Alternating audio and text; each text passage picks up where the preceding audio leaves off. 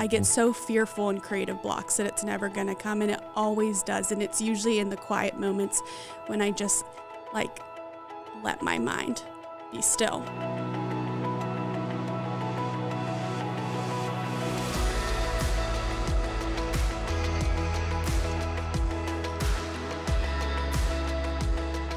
Welcome back to Project 167 and our podcast. Today, I am joined with some super fun and amazing guests today. So I want to introduce you, and I'm going to let them introduce themselves here today. These are folks who work at Northway. This is Hannah, and this is Chloe. So Hannah, why don't you say hello first? Tell everybody just a little bit of what you do, and then anything else, maybe something fun about yourself. Ooh, fun. Okay. Fun, yes. So I'm Hannah, as Dave said. I'm the senior graphic designer here at Northway. Yes. And I get to manage the face and the brand of Northway and our external marketing, sermon series, holidays, signage, all of that. Yeah. Something fun about me is, in the spirit of St. Patrick's Day, I'll say it, I Irish danced for 4 months when I was in 4th grade. That made the podcast. I own that holiday in some aspect, because the flashback photos that I post every St. Patrick's Day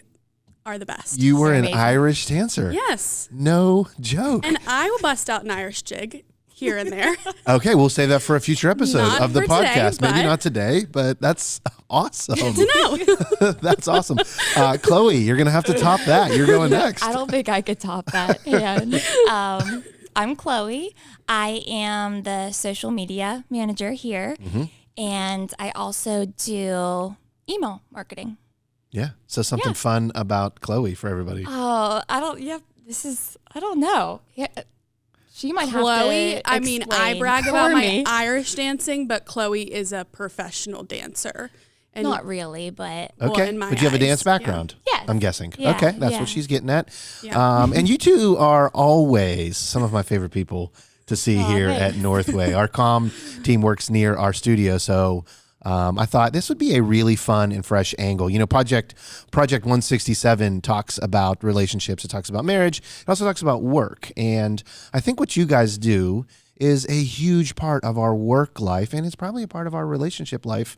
You guys interact and interface with like the digital world, graphic arts, social media. And so we've got to talk about that in relation to our faith. So I'm super excited for the conversation today. Are you guys? Yeah. Okay. All right. Before we jump in, I just got to give a quick shout out. UNC made the tournament, so I'm rocking the sweatshirt. I'm doing the Bill Belichick thing. Do you guys know who Bill Belichick is? I do not. That's okay. Chloe's not a big sports person. That's okay. Hannah, you know who Bill Belichick is? Yes, I do. You know where he coaches now? No. Okay. So there's a limit. You know a little bit about him. I Okay. try, but Okay. there is a limit. Okay. Now, I have a question about UNC. Do you always have them winning the bracket? Always. I always have one bracket with UNC, no matter what. I'm like, Okay. I'm loyal. Yeah. Baby blue all the way. All right. Yeah, Okay. all day long. I like that color. Yeah. Okay. That That's a color? good color. Yeah. Yeah. You know the color. That's good. It works. It's a wonderful color, especially this time of year. Okay. So we're using the sermon as a jumping point into a little bit of our conversation. So solitude. I'm guessing like in our pre-show stuff, you guys respond a little bit differently to that word. Mm-hmm. Chloe, are you a solitude person? I am not. I struggle with it. Okay. Yeah. What are you more wired toward in your life? I like being around people. Sometimes it can be hard for me to be alone and sit like with my thoughts because I feel like they'll just start racing, honestly. But I like being around people.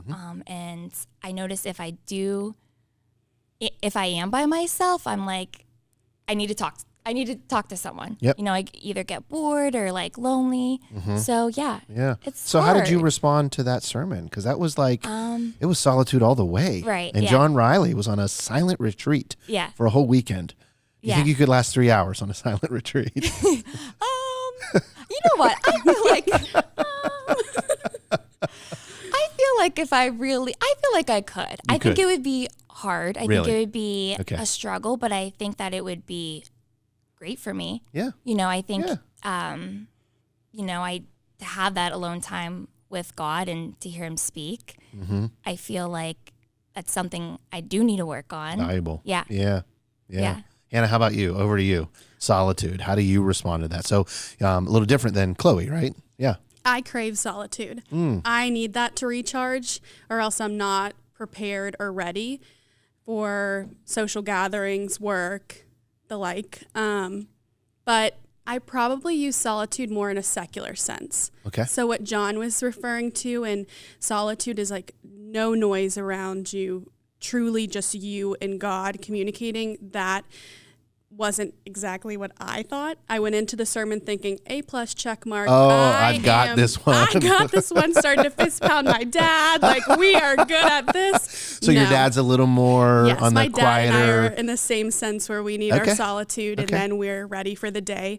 But I like solitude with my Kindle. I like solitude with my phone. I like solitude with Netflix. Okay. I like me time. And me time and solitude are completely different. He did throw that phrase out. I listened to the podcast. I actually wasn't at Northway this weekend, but I listened to the podcast, and he said solitude is not about like me time. No. So once he got into that, I realized I was absolutely failing. So you gave yourself an F, not A+ anymore. Yeah. That's okay.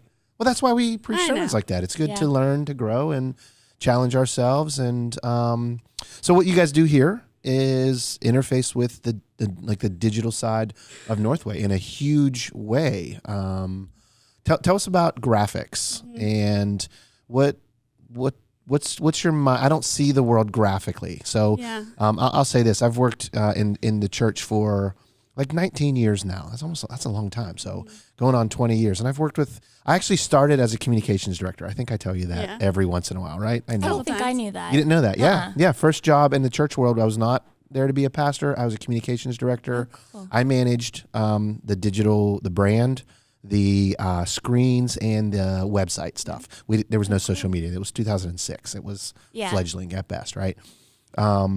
So I understood that, but I'm not like a trained graphic artist. Here's what I'll say.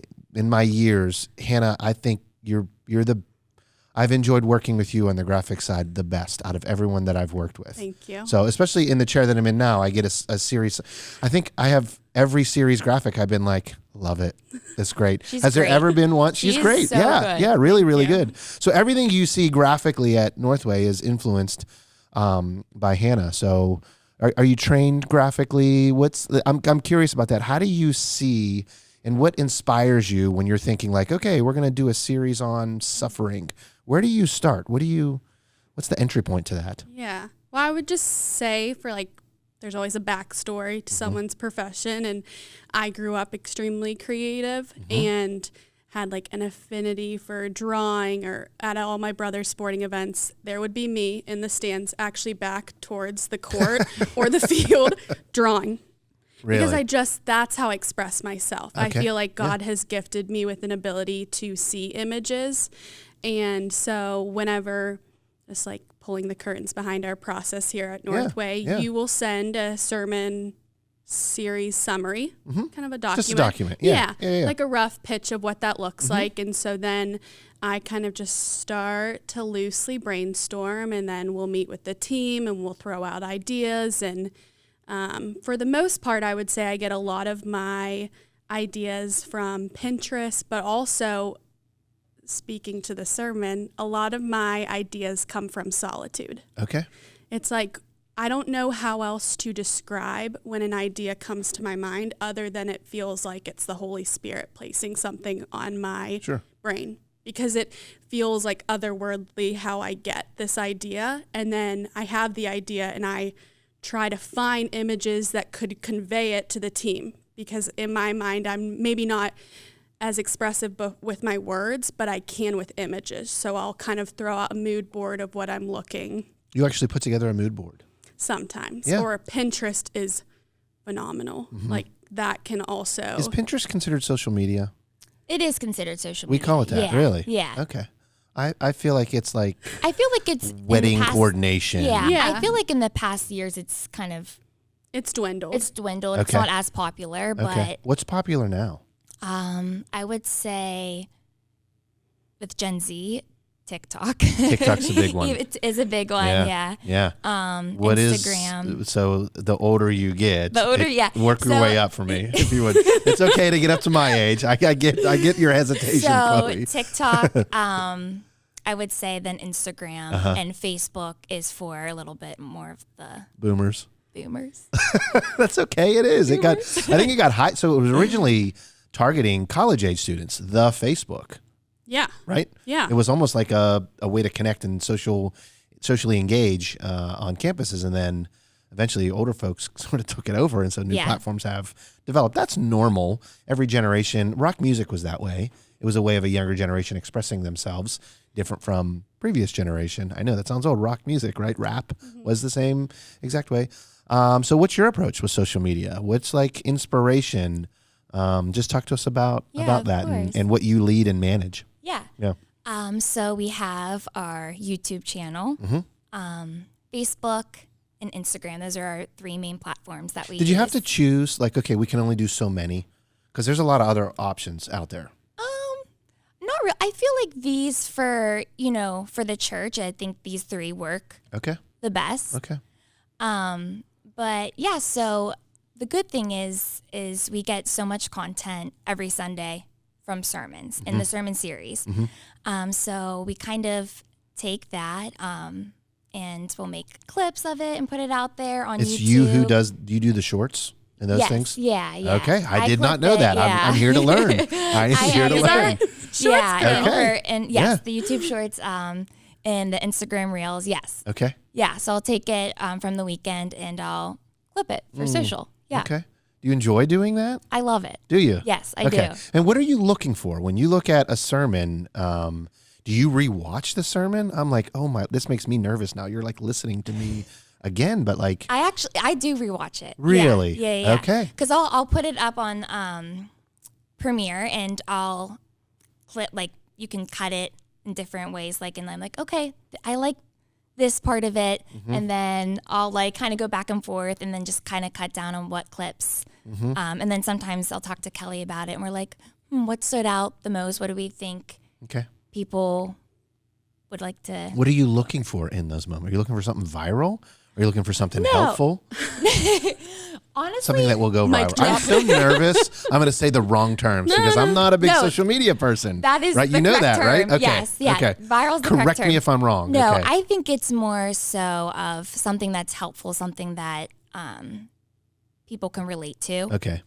Is most important because that's our job. My job isn't to like find stuff to just go viral just because. Right. We're trying to get spread the gospel in a way that we can, and we don't need to go viral. If that does happen, great. Yeah, why not? Right, we'll take advantage of that. Yeah, sure. Yeah, sure. Do you guys believe like digitally and graphically we can engage people that otherwise are not engaged? And have we seen examples of that? I think. Sorry. No, go for it. No, go for it. I definitely think we can. So, I think a good example too is like, say we end up posting like a testimony video that was really moving of someone from here, either from Rooted or from something else. And it reaches someone or someone shares it with someone and they're like, wow, and they look at the rest of our page or just like look up Northway and kind of go from there. It's like an entry point into Northway. Definitely. In a lot of ways, we used to think the front door of our church was the physical front door. That's not true anymore. No. Am I right? Yeah. Yeah, I don't think so. I think it is more like sorry. But that's just kind of like how the world is evolving. I think. Yeah. Yeah. So. Would you just go to a restaurant without first like looking it up and seeing their menu? Or? No, and like of course I'm the person that looks up the menu, already figures out what I'm gonna have, and already before you go in. Yeah. Really? I'm a certain kind of crazy. I'm like, and I'll be having that done. Choice is already gone. People do that with church. Is what you're saying? Yeah. Yes, I think so. Yeah. Yeah.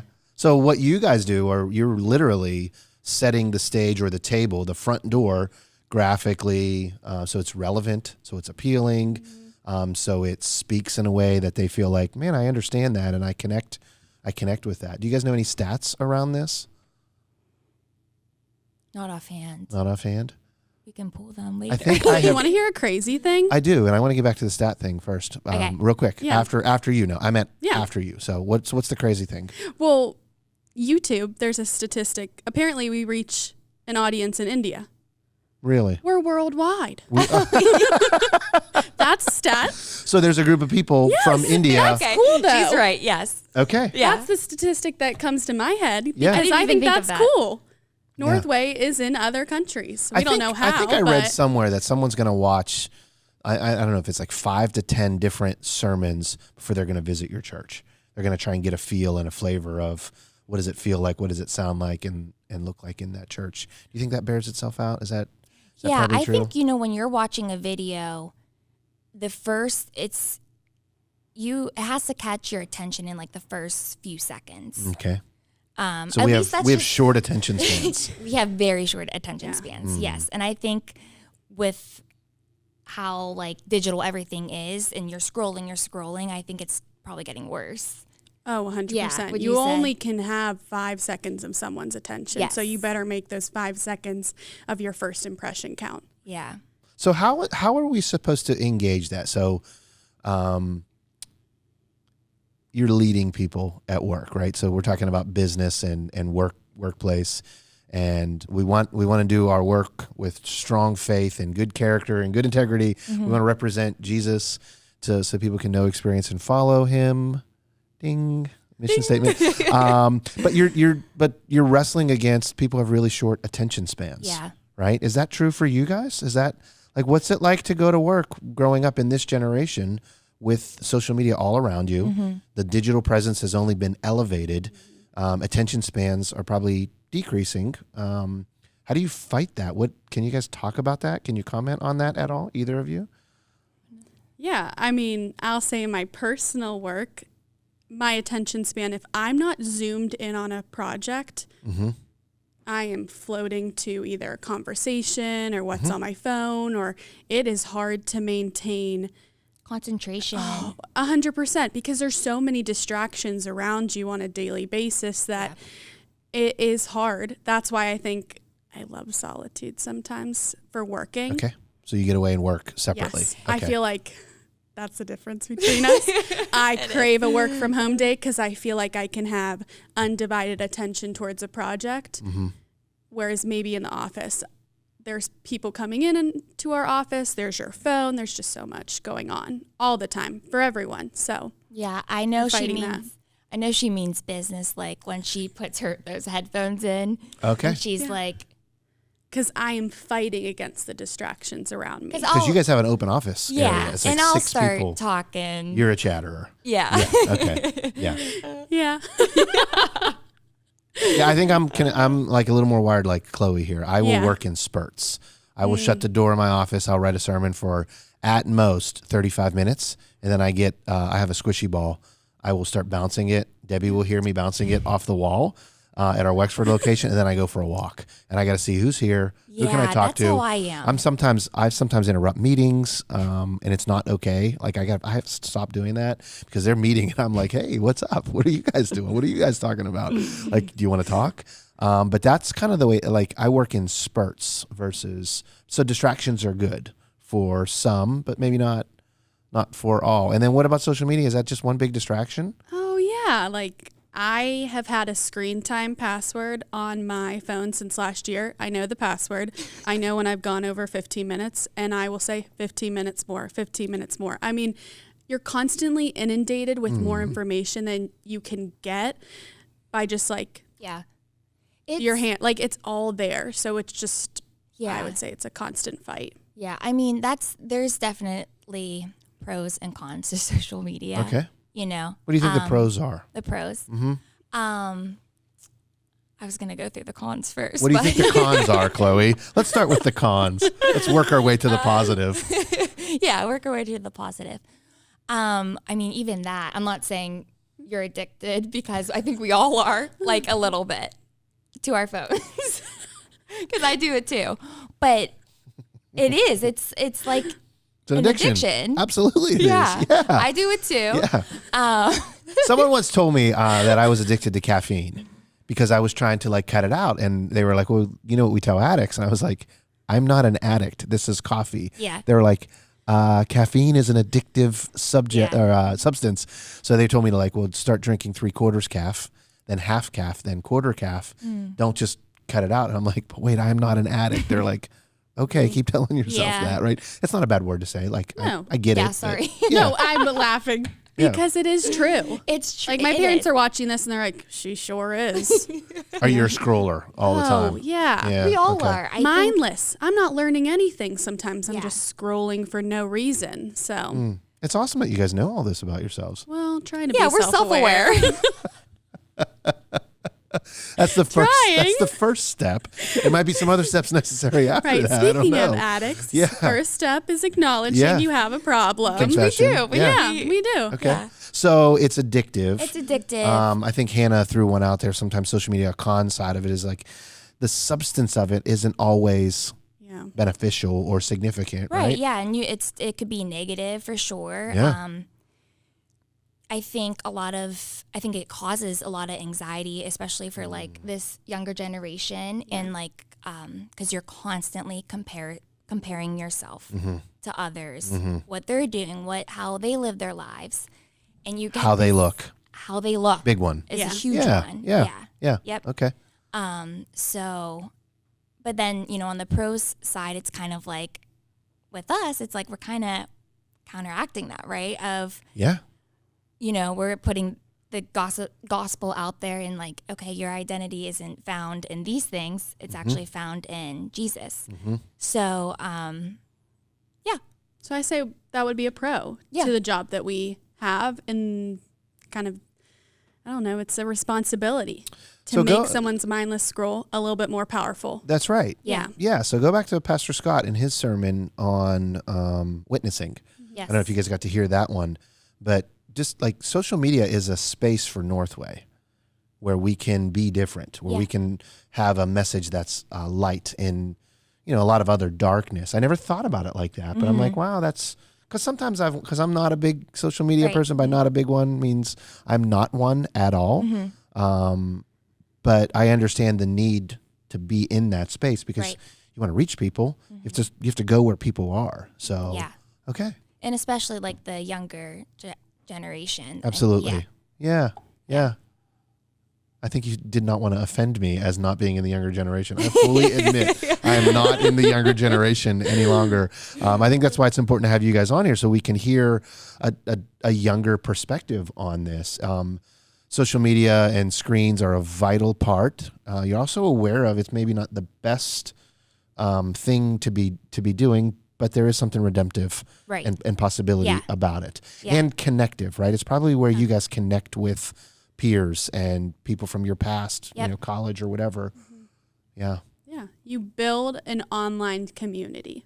Okay. As weird it is, you might not see these people on a daily basis, but you do have, I love when someone from 4 years ago or my college days, they respond to one of my Instagram stories, oh, this made me laugh, or how are you doing? I think that's so cool that you can kind of widen time, like geographic location, or you can, shorten it. So, yeah. It increases your connectivity. Yes. For sure. And it makes it easy to do so.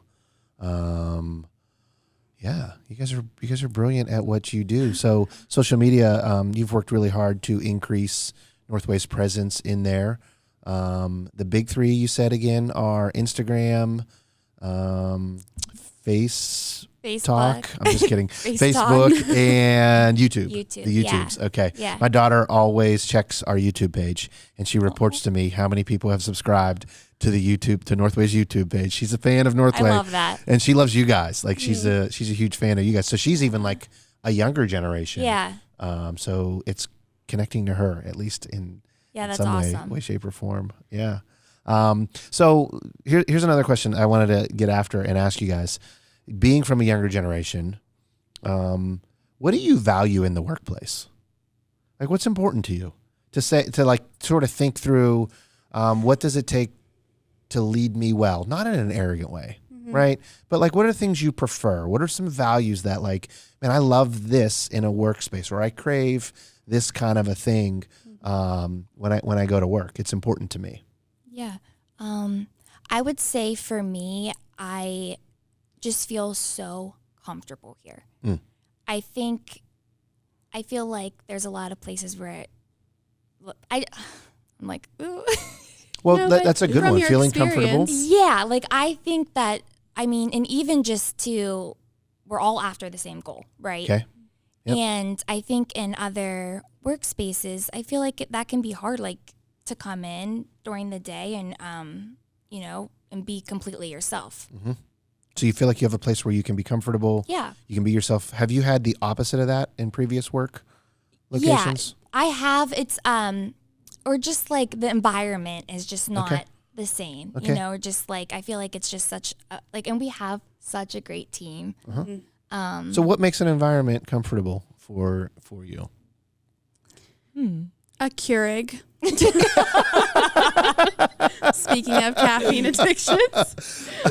No, I would just say our team is unlike probably the norm because we just all support each other. Yeah. Okay. We all are just so supportive. We clap for each other's victories. We cry for each other's defeats. Like, we are through thick and thin with each other. Yes. And that's not the norm. Like, there's a lot of competition in a workplace. And that's, I think, what I was trying to get at. Yeah. There's a lot of competition and there's a lot of comparison. And when we were asked to be here today, there were a group of women in our office who were so excited to hear what we had to say. It wasn't that they were, oh, why didn't I get? No, they were so excited because they are excited when we get an opportunity as we are for them.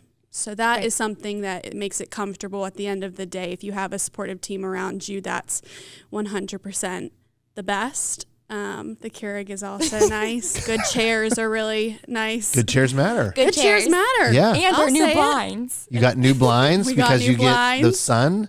I mean, those blinds have been years in the making. Yeah. So we're appreciative of the new blinds. I saw them and I'm like, oh, those are really awesome. Very nice. Really, really cool. Yeah. What else contributes to that kind of an environment? How do you, because I'm curious about this, because you have to learn.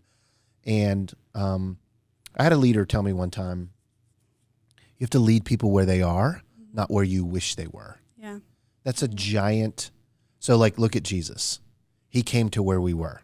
Right. He came to us in our sin. Mm-hmm. He didn't just stand up there and say, try harder, do better, like come to me. Mm-hmm. He didn't compromise who he was, but he came to us. Does that make sense? Yes. So I think this is important to hear the voice of the next generation, to understand and empower their values and their needs and their desires, not compromising productivity or standards. This is like fascinating to me. Yeah. So what do you think helps contribute to that kind of a space that's not as competitive? That is like we clap for victories and we shed tears in defeats. Do you guys have a lot of defeats around here that I don't know about? No. Are you fighting other teams? No, not yet. No. But which team would you fight first at Northway? I'm just kidding.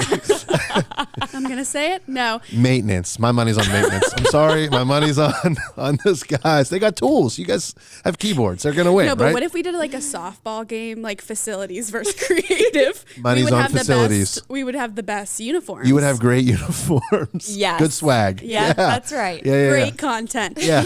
But now I'm off track. But I'll get it back. I think I did get myself off track. Creating the environment Yeah. that is safe, that is supportive. What are some other, because I think people who are listening to this is gold to say, like, what should I be paying attention to? Yeah. What should I consider allowing versus and funding, because there's dollars that go into that, right? Okay, now I have it back. We have defeats personally. Like, we're there for each other. Oh, if you feel like you messed up or... or just like if we have personal... Or just what's going on in our personal lives. Okay, so space to share personal... Yes, that's what I... Not work only. No, and maybe that's 25%, but 75% is just what we're going through on a day-to-day basis and giving the space, because if you carry that into the workplace, you need to let it down so that you can be productive. If you bring a lot of baggage in, you have to at one point put it down, talk to someone about it, and then get on with your day so that you can be productive. I think giving us the space is what we have loved. Yeah. How about the freedom, the work-life balance, like, or I should say remote versus in office? Is that important to you guys? Is that something that you cherish? I think you like having that time to get work done. Like she can get more work done, I think. Right? Yeah. Like I appreciate the work-life balance of having times to work remote and having times to collaborate in office. I think that's crucial, especially in a creative team, to just have times where you can churn out a bunch of projects and then have the ability to also collaborate with other creatives. If you don't have collaboration, you get so stagnant in your own ideas. So that's super important for me, at least. I mean, I think if I was told you have to be in office Monday through Friday, I would have to do it. I'm not going to, buck the system. Right. Yeah, revolt. But I think I have enjoyed having that ability. Yeah. Yeah, so right now we work from home Mondays and Fridays, remote, and then we come in Tuesday, Wednesday, and Thursday. Middle of the week. Yes. Which I do like too. I do, but sometimes like, if we do work from home the whole week, I get like, I need to go in. Stir crazy. I go stir crazy. I don't like to work from home. Yeah. I feel like I eat a lot more when I'm at home because I get snacky and I'll just wander over and grab some stuff. And then I'm like, I need to talk to people. I'm a verbal processor. Yeah, that's how I am constantly processing things out loud, but not everybody's like that. You would probably say you're more productive at home. Yeah. In terms of just output. Yeah. Okay. Productivity, output-wise, creativity, maybe it's better to be collaborative. So. Do you guys feel like your voice is valued? That's a loaded question. I know I'm asking it, but within your team, I'll ask that. Do you guys feel like when you do collaborative meetings that you can bring your ideas to the table, or is one person always winning? Oh, no, I definitely think we're good at collabing. Yeah. Right? And we all support each other's voice and what we have to say. I don't think there's anyone that wins, especially when I'm throwing out ideas for sermon series. I feel like it's better to have more ideas hitting the wall. Like, I can only produce so many ideas, so it is good to get more more feedback. Yes. Get different generations or different demographics to look at your materials. I've made the mistakes of not having enough input and putting something out, and it just doesn't hit the market well. So that's valuable as well, to get a ton of feedback on a logo or graphic. Do you so you eventually send me an email saying like, here's what I'm thinking. Yes. So that goes through a lot of different eyes before I see it. Yes. I used to dread those emails too. Really? Yeah. Really? I would look at them before you hit send. I didn't know this. It's probably my biggest marker for confidence in this job in the past 3.5, almost 4 years, is that I'm now so much more confident than I was, because the first couple times I had to send you a brand presentation, I would hum and haw over every sentence. Yeah. I would use paragraphs. We used to do Zoom meetings for those. I do remember that. It was Terrifying. Amanda, it was you, and it was me. Yes. Okay, I remember those. Yeah. And as time has gone on, and I would laugh because I would write out this email and you would usually respond with, good job, great work. Oh my gosh. And I was hysterical because the amount of pressure I put on this email, you had trust completely in our team and our vision. If I displayed any amount of confidence that you were instilling in me, it would have made it easy breezy. But it was something I had to learn over time. Cover girl, yes. Easy breezy cover girl. Yeah. Marketing.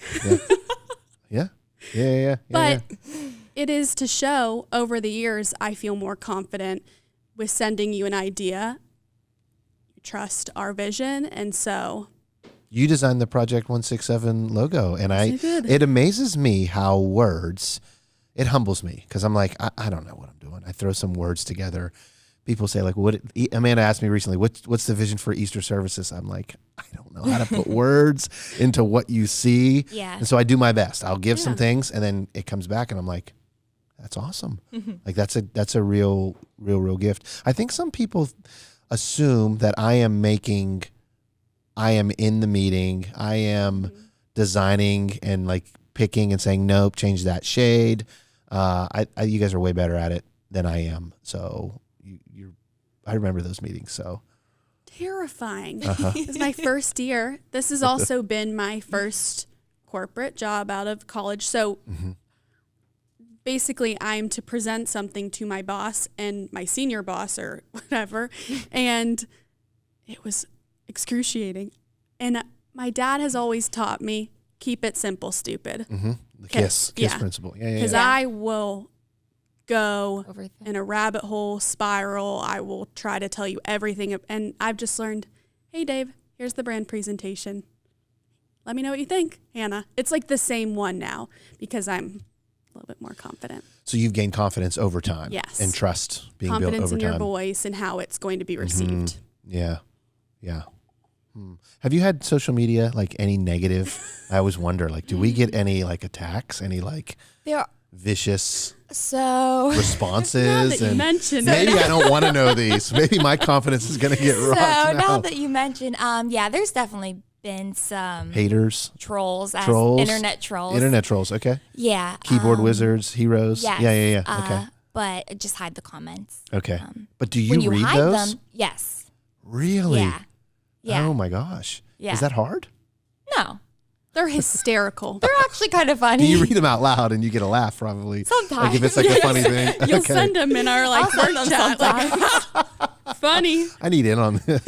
No, I don't. I don't need to in on this. It's usually not personal. It's just crazy. Yeah. The crazies are Okay. out. Are those humans or are those bots? Who's to say? How do we know? Are we bots? No, I'm just joking. Oh my Lord, we're editing that out. I'm just kidding. No. We went all Matrix. Do you guys know the Matrix? Yeah, That was I know like the whole bot concept before bots were a thing. Yeah. Okay. No. Again, age. Anyways, back to the comments.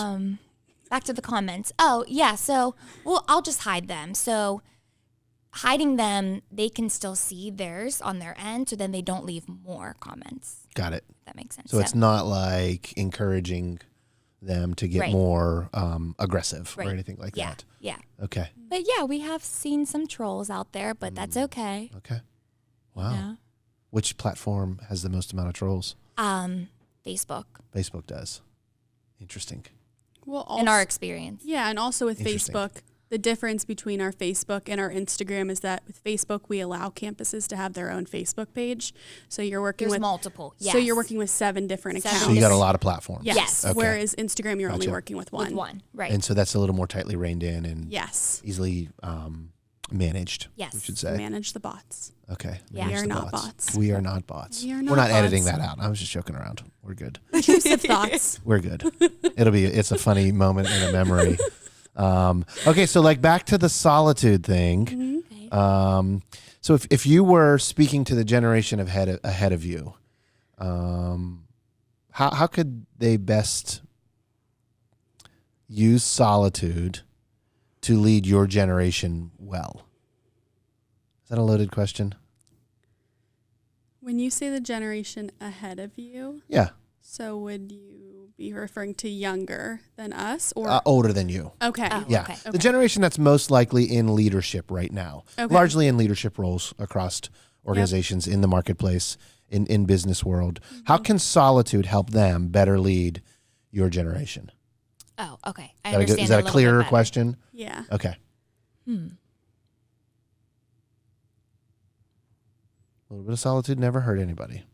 Right, we're practicing it right now. A little bit of solitude never hurt nobody. I think solitude kind of expresses a dependence on stillness in a culture that is so fast. Go. Project. Deadline. Yeah. And so solitude allows us to be reliant on the Savior for peace in a culture that does not show peace in any distraction you find. So I think for a leader, it's establishing that rhythm with your team, and I don't know how this is, or reminding your team, maybe not establishing a rhythm like during work hours, but reminding your team that it is okay to stop. I think some of the best leaders I've had at Northway have reminded me when I'm in a creative block, take a break. If you keep churning out, you're using your creativity that is already dwindling. Take a break. Go be still. It's going to come to you. It always does. I get so fearful in creative blocks that it's never going to come, and it always does. And it's usually in the quiet moments when I just let my mind be still. So I would just say that to any leader, to remind your team it's okay to just stop. Take a break. Yeah. Do you take breaks too? Yes, I do actually. Because social media is unending. Yeah. You almost feel like you're getting behind if you're not on or engaged or following what's trending and those kind of things. Yeah. No, yeah. It is important for me also to take some breaks, step away from it, come back to it. And I feel like sometimes I can even get in a creative block. Sure. Or a rut. An uninspiring rut. Yes. So we're gonna put this now out on the airwaves. Chloe, are you gonna practice Solitude now, even though it's hard for you, even though it's difficult for you? Yes. I want to practice it. Are you going to? She dodged the question, Hannah. Did you see what she just It's a did right politician's answer. I want to. It might not happen. No promises. I endorse the practice of Solitude. I will practice Solitude. So Mary was on the podcast just a little bit ago, a couple of episodes ago, and she said it in a way like, I always think of Solitude in these gigantic blocks. One of the things I'll end with is John was like, don't be a hero. When you get started. So I have actually been in the morning trying to say, okay, God, I'm going to be still for 2 minutes before I jump and read, before I start thinking, even before I pray. And just, I literally ask God, is there anything you want to say to me in this moment? Mary said that. And I'm like, she's our prayer pastor. And she said she does it in 2 or 3 minutes. I'm like, so we can start with 2 or 3 minutes. Yes, start small. Exactly. Yeah. And back to what Hannah said, KISS. Keep it simple. Keep it simple. No need for the other S. We don't have to throw names out there, right? Just keep it simple. Yeah, sorry. Yeah, that's okay. That's okay. Hey, I appreciate you guys not only coming on the podcast on short notice, but the work you guys do here is phenomenal. I have so much trust. I love collaborating with you guys and seeing you guys just do amazing work in spaces that I just think are so relevant and needed in today's generation. My hope is that leaders today will have heard your voices and your perspectives and start to see a little bit more of how do I lead and engage not only the social world better, but a younger generation better, because you guys matter. So Thank you. Yeah, appreciate you guys. Hey, thanks everybody for tuning in today, Project 167. This has been so much fun, Hannah and Chloe. You guys are awesome. We'll see you next time.